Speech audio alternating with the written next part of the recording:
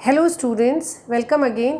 आज की अपनी इस क्लास में हम वेवगाइड के डिस्कशन को कंटिन्यू करेंगे और वेवगाइड के लिए स्पेसिफिकली रेक्टेंगुलर वेवगाइड के लिए जनरल वेव इक्वेशन को डिराइव करेंगे और उस डिराइव्ड इक्वेशन पे बेस्ड हम डिफरेंट टाइप ऑफ मोड्स को डिस्कस करेंगे कि इलेक्ट्रिक फील्ड और मैग्नेटिक फील्ड के डिस्ट्रीब्यूशन पे बेस्ड हम किस किस तरीके के मोड्स रेक्टेंगुलर वेवगाइड में एग्जिस्ट करवा सकते हैं और उनका किस किस तरीके से डिस्ट्रीब्यूशन होगा, किस किस तरीके से उनकी dominant mode, cut off frequency और आपका जो कट ऑफ वेवलेंथ है, इन सबको वन बाय वन हम डिस्कस करेंगे। तो इन सबसे पहले हम थोड़ा सा रिवाइज करते हैं अपनी रेक्टेंगुलर वेवगाइड को। रेक्टेंगुलर वेवगाइड ये क्या, आप एग्जाम्पल कंसिडर करिए।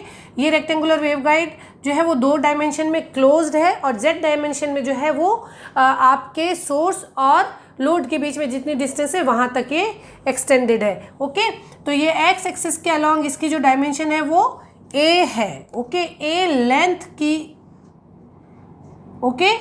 आपने रेक्टेंगुलर होलो वेवगाइड डिज़ाइन की है तो x इक्वल्स टू 0 से x इक्वल्स टू a तक इसकी लेंथ है, एज वेल एज उसकी जो विड्थ है उसे आप b कंसिडर कर रहे हैं। ये जो हमारी एग्जाम्पल के लिए ली गई वेवगाइड है उसकी लेंथ a और विड्थ b रहेगी। जनरल ट्रेंड में a is always greater than b। Okay, जब रेक्टेंगुलर वेवगाइड को डिज़ाइन किया जाता है तो आपकी जो लेंथ है, या अगर आप उसको ऐसे कहें कि अगर z डायरेक्शन में आप इसको लेंथ समझ रहे हैं तो ये जो इसकी विड्थ है और अगर इसकी हाइट है तो उसमें आपकी जो विड्थ है वो हमेशा हाइट से ज़्यादा होगी। यहाँ पे इलेक्ट्रिक फील्ड और मैग्नेटिक फील्ड जब ट्रांसमिट हो तो वो बाउंड्री कंडीशंस को सेटिस्फाई करने चाहिए। ठीक है, हमने अपने यूनिफॉर्म प्लेन वेव, अभी हम वेव इस रेक्टेंगुलर वेवगाइड में क्या कर रहे हैं, हम एक हाई फ्रिक्वेंसी की इलेक्ट्रोमैग्नेटिक वेव को ट्रांसमिट कर रहे हैं। ओके, इलेक्ट्रोमैग्नेटिक वेव का क्या मतलब है, उसमें किसी करंट सोर्स की वजह से जनरेट किया गया एक टाइम वेरिएबल इलेक्ट्रिक फील्ड है और टाइम वेरिएबल इलेक्ट्रिक फील्ड की वजह से टाइम वेरिएबल मैग्नेटिक फील्ड भी है। ओके, तो आप इस स्ट्रक्चर में टाइम वेरिएबल इलेक्ट्रिक फील्ड और टाइम वेरिएबल मैग्नेटिक फील्ड दोनों की वजह से जो आपकी फाइनल वेव डिज़ाइन हो रही है उसे आप ट्रांसमिट कर रहे हैं और वो वेव जब यहाँ पे इन बाउंड्री सरफेस पे स्ट्राइक करेगी तो इलेक्ट्रोमैग्नेटिक वेव का परफेक्ट कंडक्टर पे जब भी इंसिडेंस का केस बनेगा तो जो भी हमारी बाउंड्री कंडीशंस थी वो यहाँ पे सेटिस्फाई होनी चाहिए। जब भी एक इलेक्ट्रोमैग्नेटिक वेव परफेक्ट कंडक्टर पे अगर इंसिडेंट होती है तो क्या बाउंड्री कंडीशंस रहती है, E T should be 0, tangential component of electric field will be 0 as well as H N will be 0। Magnetic field का नॉर्मल जो कंपोनेंट है वो 0 रहेगा। Okay, x equals to a, हम रिवाइज कर रहे हैं अपने बेसिक कॉन्सेप्ट्स को। x इक्वल्स टू a पे अगर आपने एक कंडक्टर रखा है, ओके, तो इसके नॉर्मल कंपोनेंट क्या होगा, इसके नॉर्मल कंपोनेंट होगा ax। नॉर्मल यूनिट वेक्टर क्या होगा, ax, इसके नॉर्मल कंपोनेंट होगा ax। Okay, as well as इस प्लेट के टेंजेंशियल फॉर्म में कौन कौन से कंपोनेंट होंगे, ई वाई या A Y as well as A Z. ठीक है, तो x इक्वल्स टू a पे अगर आपने मेटल रख दी है तो इसके नॉर्मल जो डायरेक्शन है उस डायरेक्शन में आपका मैग्नेटिक फील्ड नहीं होना चाहिए और इसके जो टेंजेंशियल है डायरेक्शंस हैं उसमें आपका इलेक्ट्रिक फील्ड नहीं होना चाहिए। पहले तो ये कंडीशंस सेटिस्फाई होनी चाहिए और उन कंडीशंस पे बेस हमारे इलेक्ट्रिक फील्ड और मैग्नेटिक फील्ड जो है वो कन्फाइन हो जाएंगे कि इस डायरेक्शन में कोई इलेक्ट्रिक फील्ड नहीं एग्जिस्ट कर सकता, इस डायरेक्शन में कोई मैग्नेटिक फील्ड एग्जिस्ट नहीं कर सकता और फिर उस हिसाब से आपकी फाइनल वेव इक्वेशन निकल जाती है। उस फाइनल वेव इक्वेशन से हम possible way of wave transmission को डिफाइन कर सकते हैं। ऐसा नहीं है कि आपने एक वेव लॉन्च की और वो वेव जो है वो हर हाल में आपके लोड तक या सेकेंड एंड तक पहुंचेगी। बहुत सारी कंडीशन सेटिस्फाई होनी चाहिए। जो वेव आप इसमें फीड कर रहे हैं उस वेव की जो फ्रिक्वेंसी है वो आपके वेव गाइड से सपोर्ट की जाने वाली कट ऑफ फ्रिक्वेंसी की रेंज में आनी चाहिए। अगर आपने उसकी रेंज से बाहर की फ्रीक्वेंसी फीड की है तो वो सिग्नल ट्रेवल नहीं करेगा, वो सिग्नल यहीं इन मेटेलिक जो आपकी वॉल्स हैं वहाँ पे और मीडियम में बहुत फास्ट डिके होके अटेन्यूएट होके ख़त्म हो जाएगा। सो ऐसा नहीं है कि आपने ये एक रेक्टेंगुलर वेवगाइड बना दी तो उसमें कोई भी वेव ट्रेवल करेगी।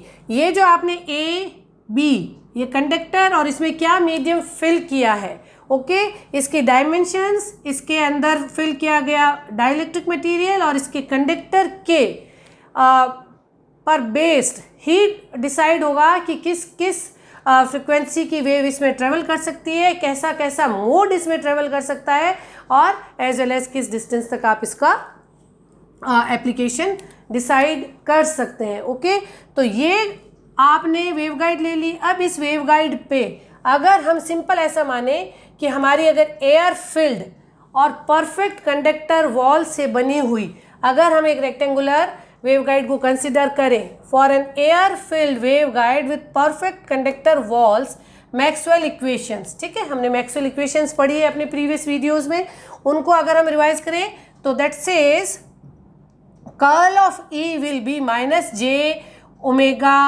Mu H. ओके, ये कहाँ से आया, हमने क्या पढ़ा था, curl of E is minus D B by D T. हमने मैक्सवेल की इक्वेशंस जो है वो टाइम वेरिएबल फील्ड के लिए पढ़ी थी।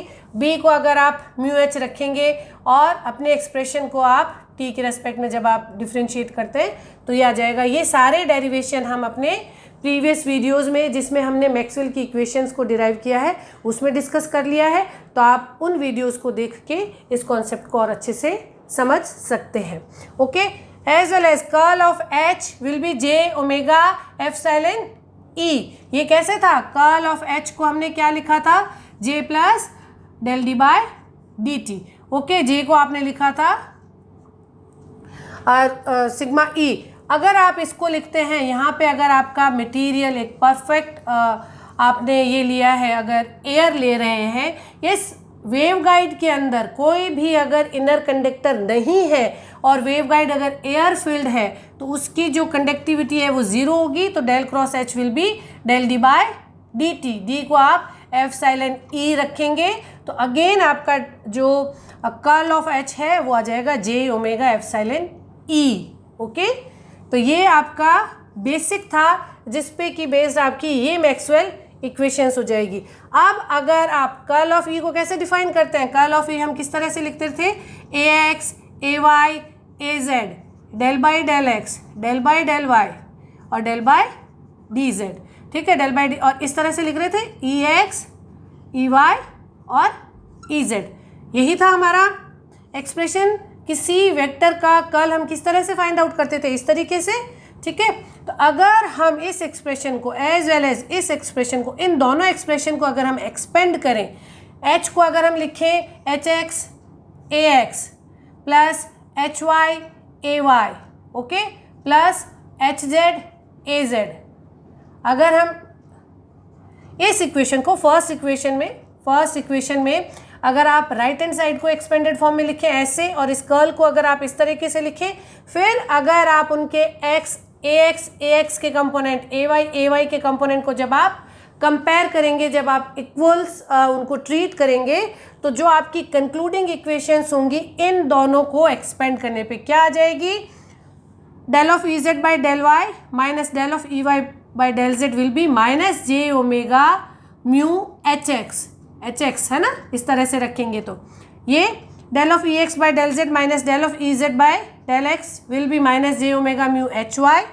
इस तरह से ये लेफ्ट हैंड साइड में हम कर्ल कैलकुलेट कर रहे हैं, राइट हैंड साइड में हम इस एच को जो general electric field magnetic field है उसको एक्सपेंडेड फॉर्म में ऐसा लिखें तो तीसरी इक्वेशन हो जाएगी del of E Y by del X minus del of E X by del Y will be minus J omega mu H Z. ये हो गई है इलेक्ट्रिक फील्ड और मैग्नेटिक फील्ड के लिए इस तरह से इक्वेशंस। तो यहाँ पे ये एक्सपेंडेड फॉर्म आ गई है इक्वेशन 1 और 2 की, जबकि आपकी जो रेक्टेंगुलर वेवगाइड है वो एयर फील्ड है और इस रेक्टेंगुलर वेवगाइड के अंदर कोई भी कंडक्टर नहीं एग्जिस्ट कर रहा है। अगर आप परफेक्ट डाइलेक्ट्रिक से इसे फिल करेंगे तो भी उसकी कंडक्टिविटी ज़ीरो होती है। उस केस में भी आपकी ये जो कंडीशंस है या जो ये मैक्सवेल इक्वेशन है वो इसी तरीके से लिखी जाएंगी। यहाँ पे जो आपकी कंडक्शन करंट है दैट शुड बी ज़ीरो, ताकि आप इसे इस फॉर्म में लिख सकें। अब हम यहाँ पे ये देखते हैं कि हमने ये कंसिडर किया है कि हमारी जो रेक्टेंगुलर वेवगाइड है उसमें z डायरेक्शन में आपका वेव प्रोपोगेट हो रही है, तो ई एक्स ई जेड सब जो है वो e raise to power minus gamma z की फॉर्म में आगे मूव करेगी। और इन कंपोनेंट्स को del E X by del z अगर आप करना चाहें या del E Z by del z अगर आप परफॉर्म करेंगे तो that will be minus gamma E Z. Gamma क्या है? गामा हमारा प्रोपोगेशन कांस्टेंट था, gamma equals to alpha plus J beta. ठीक है, तो यहाँ पे अगर आप किसी भी कंपोनेंट को, इलेक्ट्रिक फील्ड के कंपोनेंट को z के, क्योंकि हमारी वेव z डायरेक्शन में e raise to power minus gamma z के साथ इस फॉर्म में ट्रेवल कर रही है, तो उसको डिफ्रेंशिएट करने पे आपको गामा Ez मिल जाएगा। अगर आप अपने कंपोनेंट को, इलेक्ट्रिक फील्ड के कंपोनेंट को 2 बार करेंगे, 2 टाइम्स डेल स्क्वायर z, अगर आप उसे 2 टाइम्स उसे डिफ्रेंशिएट करेंगे तो आपको मिलेगा गामा स्क्वायर ई एक्स। एक टाइम करेंगे तो माइनस गामा से वो मल्टीप्लाई हो जाना है, E raise to power minus gamma E Z को अगर आप डिफ्रेंशिएट करते हैं जेड के रेस्पेक्ट में, you are simply writing minus gamma, है ना। तो आपका एक्सप्रेशन सिंपली एक बार जेड के रेस्पेक्ट में मल्टीप्लाई होने से माइनस गामा से मल्टीप्लाई हो रहा है और दूसरी बार वापस माइनस गामा से। तो आपको जब आप ये एक्सप्रेशन हमें काम में आने हैं, इसलिए मैंने रेफरेंस के लिए आपको एक्सप्लेन करके यहाँ पे लिख दिए हैं। अब आप क्या करें कि हम क्या करते हैं कि ये एक इक्वेशन लेते हैं, एक E X E Y E Z या ई एक्स ई वाई और एच एक्स एच वाई को हम ई जेड और एच जेड की फॉर्म में लिखेंगे। ऐसा हम इसलिए कर रहे हैं कि जब हम मोड्स पढ़ने जाएंगे, ट्रांसवर्स इलेक्ट्रिक या ट्रांसवर्स मैग्नेटिक फील्ड, तो उसमें जो कंडीशंस अप्लाई होंगी उसके लिए हमें हमारे इलेक्ट्रिक फील्ड और मैग्नेटिक फील्ड का प्रेजेंटेशन जेड कंपोनेंट की फॉर्म में चाहिए होगा। तो हमें हमारी जो वेव इक्वेशंस हैं उनको एच जेड और ई जेड की फॉर्म में लाएंगे ताकि हम उससे सिंपल इंटरप्रेट कर सकें और कंक्लूजन जो है वो ड्रॉ करना आपके लिए आसान हो, क्योंकि एक केस में ई जेड ज़ीरो होगा, एक केस में एच जेड ज़ीरो होगा। तो representing E X H X E Y and H Y in terms of H Z and E Z.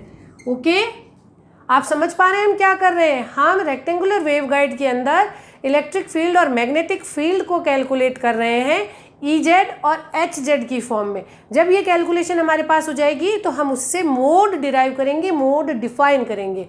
तो पहला स्टेप क्या रहेगा? आप जनरल मैक्सवेल इक्वेशंस को लिखिए। जनरल मैक्सवेल इक्वेशन को लिखने के बाद आप उन सारे इलेक्ट्रिक फील्ड और मैग्नेटिक फील्ड के टर्म्स में एच जेड और ई जेड ले आइए। फिर जो फाइनल इक्वेशन आएगी उससे हम मोड को और डिफरेंट मोड प्रोपोगेशन को डिस्कस करेंगे। ओके, तो पहला स्टेप मैक्सवेल इक्वेशन लिखना। दूसरा स्टेप क्या होगा? ई जेड और एच जेड की फॉर्म में सभी को लेके आना। तो हम क्या करें, हम इस पहली इक्वेशन को लिखते हैं, इस पहली इक्वेशन को उठा लें। ठीक है, ऐसा हम 4 बार करेंगे, ई एक्स के लिए, एच एक्स के लिए, एच वाई के लिए, ई वाई के लिए। मैं अभी एक इक्वेशन उठाती हूँ और इस इक्वेशन को मैं यहाँ पे रीराइट करती हूँ। ठीक है, सभी इलेक्ट्रिक फील्ड को एच जेड और ई जेड की फॉर्म में लाने के लिए हम एक एक E X E Y H X और एच वाई को लेंगे। तो पहले मैं इस इक्वेशन को रीराइट करती हूँ। Okay, J omega E X is del H Z upon del Y minus del H Y by del Z. हमें एच जेड और ई जेड की फॉर्म में लाना है, तो हम इस एच वाई को रिप्लेस करेंगे। एच वाई को रिप्लेस करने के लिए आप यहाँ से एच वाई को लाइए और इस एच वाई को आप यहाँ रख दीजिए। ठीक है, यहाँ पे जब आप रख देंगे तो इक्वेशन क्या बन जाएगी? Del H Z upon del Y minus del by del Z. H Y की जगह हम क्या लिखेंगे, -1/j mu. H Y is -1/j mu. और ये एक्सप्रेशन मैं फिर लिख दूँ, ये एक्सप्रेशन आपका हो जाएगा del E X upon del Z minus del E Z upon del X. Okay, इसे जब हम सॉल्व करेंगे, अभी मैं इलेक्ट्रिक फील्ड के एक्स कंपोनेंट को एच जेड और ई जेड की फॉर्म में ला रही हूँ। इसी तरीके से हम सभी को लाएंगे। अभी हम इसी को आगे एक्सटेंड करते हैं। ये क्या हो जाएगा, J omega E of X will be del H Z upon del Y plus 1 upon J omega mu plus, okay, ये हो जाएगा del square E X upon del Z square. Okay, del square E X, ये हो गया ना del by del Z और del by del Z. तो E X का डबल डिफ्रेंशिएशन हो गया है जेड के रेस्पेक्ट में। एक तो ये हो गया और दूसरा ये हो जाएगा दिस, ये माइनस माइनस तो यहाँ कंज्यूम हो गया, तो ये माइनस रहेगा del E Z divide by del X del Z. E Z जो है वो 2 बार डिफ्रेंशिएट हो रहा है, डेल एक्स के रेस्पेक्ट में भी और डेल जेड के रेस्पेक्ट में भी, ठीक है ना। ये डेल बाई डेल जेड को जब हम यहाँ पे इंक्लूड कर देते हैं तो इसे हम फिर दोबारा लिखें। इसे अगर हम दोबारा लिखते हैं और यहाँ देखिए del square E X by del Z square क्या था, गामा स्क्वायर ई एक्स। अगर E X E Y E Z को जेड के रेस्पेक्ट में अगर आप डिफ्रेंशिएट करेंगे तो आप सिंपली माइनस गामा से उसे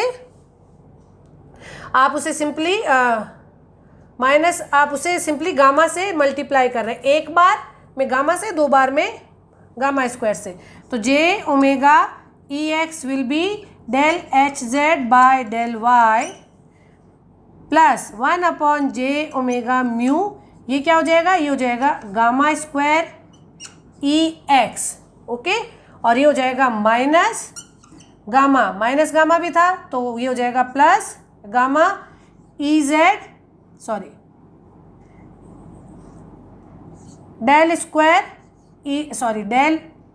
ई Z by del X. Okay, जब आपका ई जेड डेल्टा जेड के रेस्पेक्ट में अगर आपने del E Z by del Z जब परफॉर्म किया तो ये आ गया गामा ई जेड। अब आपका ये हो जाएगा del E Z by del X बच गया, ठीक है ना।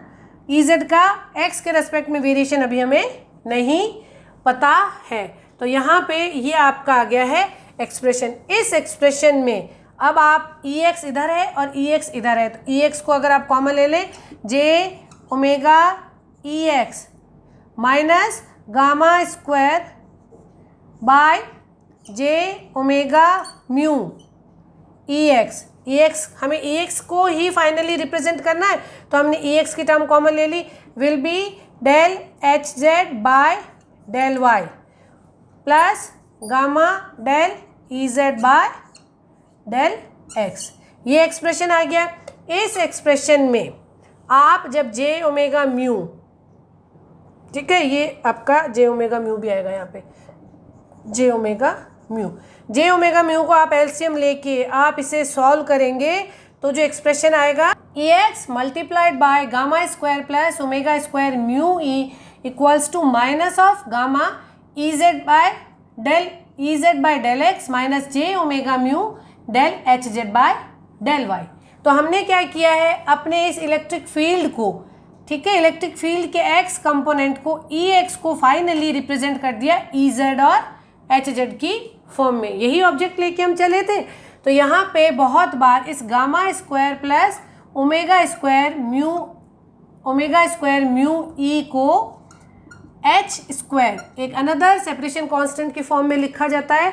इस एक्सप्रेशन को कई बार के स्क्वायर भी लिखा जाता है ना, इससे H square equals to gamma square plus K square. ये डिफरेंट नोटेशंस आपको डिफरेंट टेक्स्ट बुक्स में से मिलेंगे, तो हम उनको भी फॉलो कर सकते हैं। और इस एक्सप्रेशन को अगर हम एच स्क्वायर से रिप्लेस कर देते हैं तो जो हमारी फाइनल वेव इक्वेशन आएगी वो इस तरह से आ जाएगा, E X equals to minus gamma upon H square del E Z by del X minus J omega mu by H square del H Z by del Y.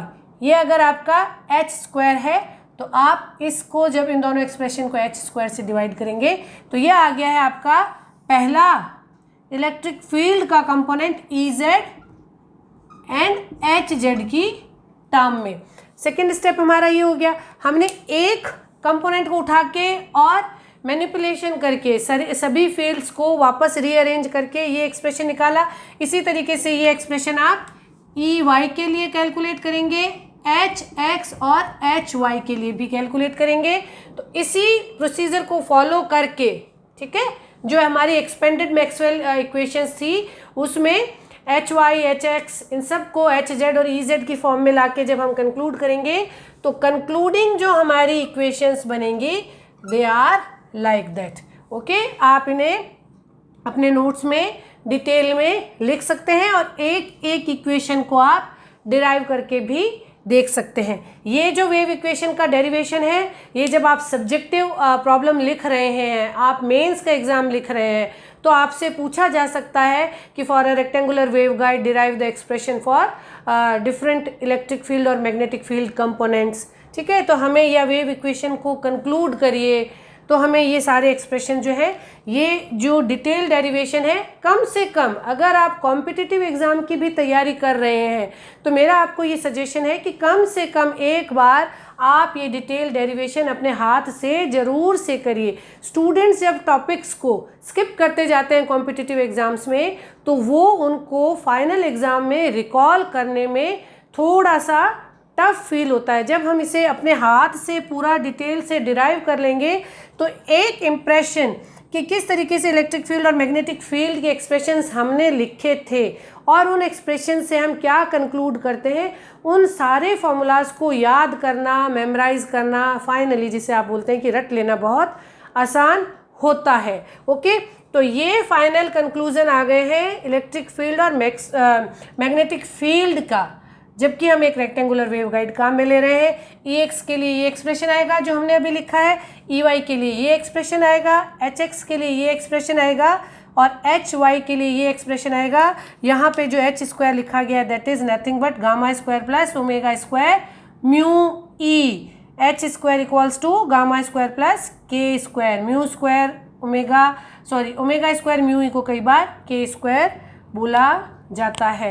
तो ये expression जो आपके आए हैं ये हुआ है आपकी general equations. Okay, general wave equations जो हम रेक्टेंगुलर वेव गाइड में पढ़ेंगे। इन वेव इक्वेशंस पे बेस्ड हम कंक्लूजन निकाल सकते हैं कि किस किस तरीके से वेव प्रोपोगेट हो सकती है रेक्टेंगुलर वेव गाइड में, और वो जो मेथड ऑफ प्रोपोगेशंस हैं उन्हें हम जनरल लैंग्वेज में मोड ऑफ इलेक्ट्रोमैग्नेटिक वेव बोलते हैं, उनको हम डिस्कस कर लेते हैं। तो यहाँ पे जनरल वेव इक्वेशंस को डिस्कस करने के बाद हम वेव गाइड में पॉसिबल डिफरेंट मोड्स को कंक्लूड करते हैं। ठीक है, यहाँ पे आप इन चारों इक्वेशंस को देखिए, E X, E Y, H X, H Y represent किए गए हैं ई जेड और एच जेड की फॉर्म में। ठीक है, तो अब अगर हम जो हमारी यूनिफॉर्म प्लेन वेव, जिसमें कि हम ये मान रहे थे कि हमारा जो वेव प्रोपोगेशन की डायरेक्शन है उसके परपेंडिकुलर इलेक्ट्रिक फील्ड और उसी के परपेंडिकुलर मैग्नेटिक फील्ड एग्जिस्ट करता है।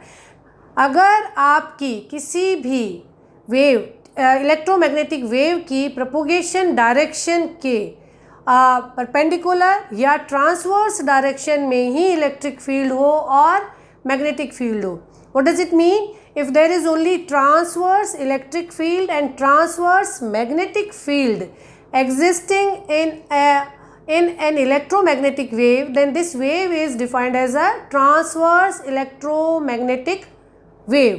ठीक है, तो TEM वेव या ऐसे कहें TEM मोड ऑफ प्रोपोगेशन, अगर हम TEM transverse electromagnetic mode of propagation को डिस्कस करें, जिसकी कंडीशन क्या होती है कि उसमें इलेक्ट्रिक फील्ड भी वेव प्रोपोगेशन के ट्रांसवर्स होगा, मतलब उसके परपेंडिकुलर होगा।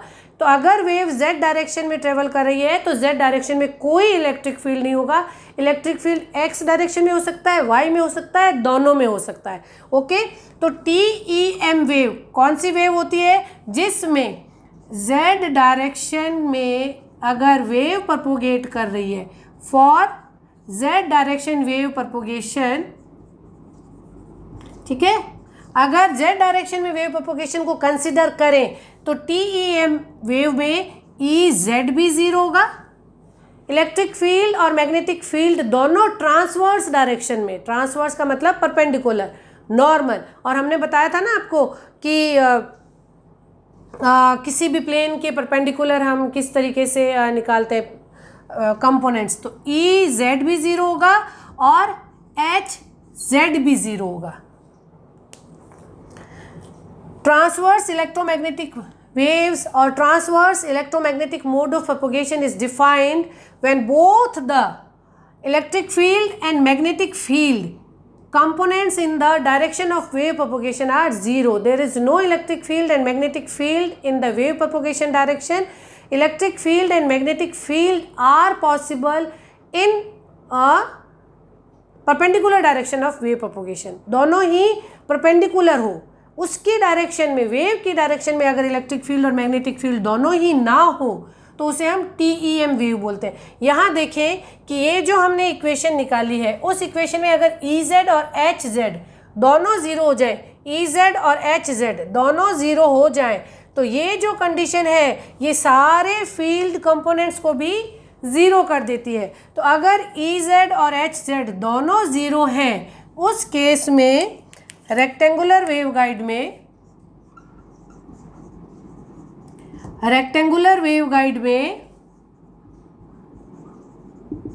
सारे फील्ड्स जीरो हो जाएंगे और सारे फील्ड जीरो होने की वजह से कोई भी वेव प्रपोगेट नहीं करेगी।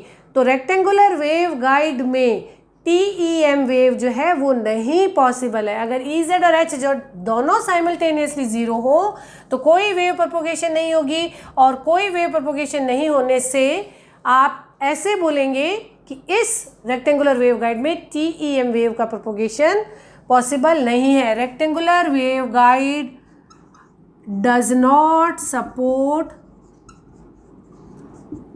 TEM mode. अगर आपने EZ और HZ दोनों को ज़ीरो कर दिया तो कोई वेव नहीं ट्रेवल करेगी आपकी इस वेव में, और इस वजह से आप ऐसे बोलेंगे कि रेक्टेंगुलर वेवगाइड अगर आपने बनाई है तो उसमें दोनों मोड साइमल्टेनियसली ज़ीरो नहीं हो सकते। EZ और HZ दोनों ज़ीरो नहीं हो सकते।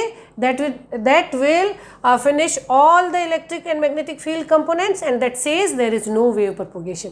तो आप जब रेक्टेंगुलर वेवगाइड लिख रहे हैं, उस रेक्टेंगुलर वेवगाइड के साथ आप स्टार में इंपॉर्टेंट मार्क करते हुए लिख सकते हैं कि नो TEM वेव या TEM mode. Okay, no TEM mode hollow rectangular waveguide में, जब उसमें कोई भी कंडक्टर नहीं है, ठीक है, होलो रेक्टेंगुलर वेवगाइड में कोई TEM मोड नहीं पॉसिबल है।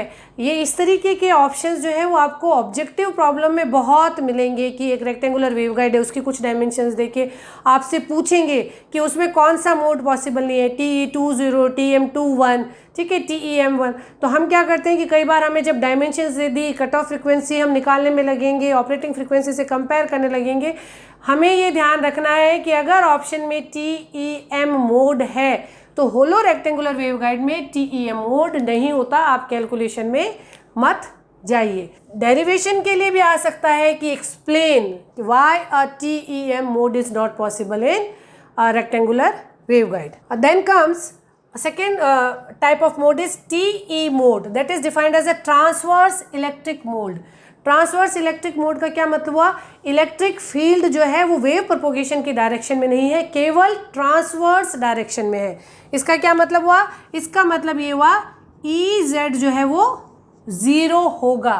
वेव की डायरेक्शन में कोई इलेक्ट्रिक फील्ड नहीं है। Electric field is always perpendicular, always normal, always transverse to the direction of wave propagation. तो अगर EZ ज़ीरो है, ठीक है। तो इसका मतलब क्या कि अगर वेव इस तरह से ट्रेवल कर रही है तो इस डायरेक्शन में आपका EZ नहीं ट्रेवल करेगा।